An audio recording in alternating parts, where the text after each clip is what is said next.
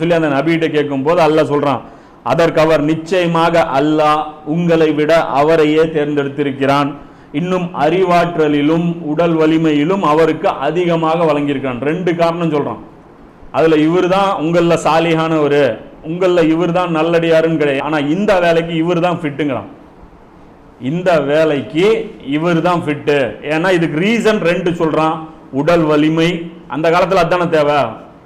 அப்புறம் என்னங்கிறான், அறிவாற்றல், புத்தி. ஆனா வஹி தான் சாமுவேல் நபிக்கு இறங்கிட்டு இருக்கு. புரிஞ்சுங்க. அப்போ நல்லடியாருங்கிற அந்த சிஃபத்தை வச்சு இந்த பூமியோட நிர்வாகம் கொடுக்கப்படாது. இதற்குண்டான தகுதிகள் நாம வளர்த்திக்கணும். இதுதான் ஆதம் நபிக்கு அல்லாஹ் கொடுத்தது.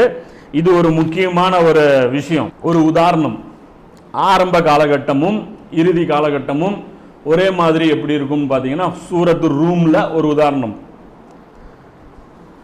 அலிஃப் லாம் மீம், ரோமாபுரி வெற்றி கொள்ளப்பட்டு விட்டது.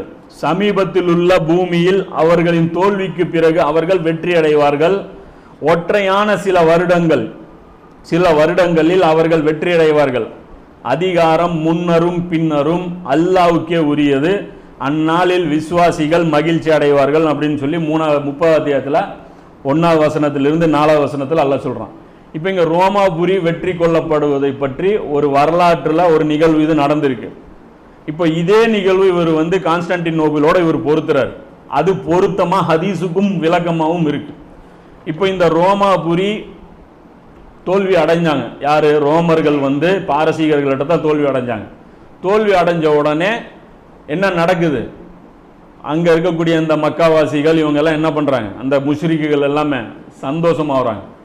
சந்தோஷமாகி, ஏன்னா அந்த அது விஷயம் பின்னணியில் தெரியும் இல்ல, ரோமர்கள் மறுமை நம்பக்கூடியவர்கள், பாரசீகர்கள் நெருப்பை வணங்கியவர்கள், முஷ்ரிக்குகள்.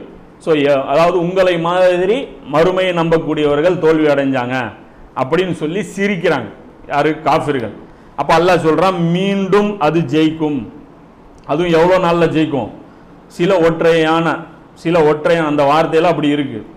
அதாவது அரபியில் 1, 2, 3 இந்த மாதிரியான சில விஷயங்களுக்கு மட்டும் 1லேருந்து 9க்குள்ள இருக்கக்கூடிய விஷயத்துக்கு குறிக்கக்கூடிய அதத சினின் அப்படிங்கிற மாதிரி அது ஒரு குறிப்பிடக்கூடிய ஒரு வார்த்தை இருக்கு.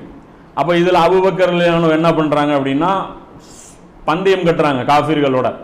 இந்த மாதிரி 10 ஒட்டகம் 5 வருஷத்துக்குள்ள ரோம் மறுபடியும் ஜெயிக்கும், இந்த வசனத்துடைய முன்னறிவிப்பு நிறைவேறுங்கிறாங்க.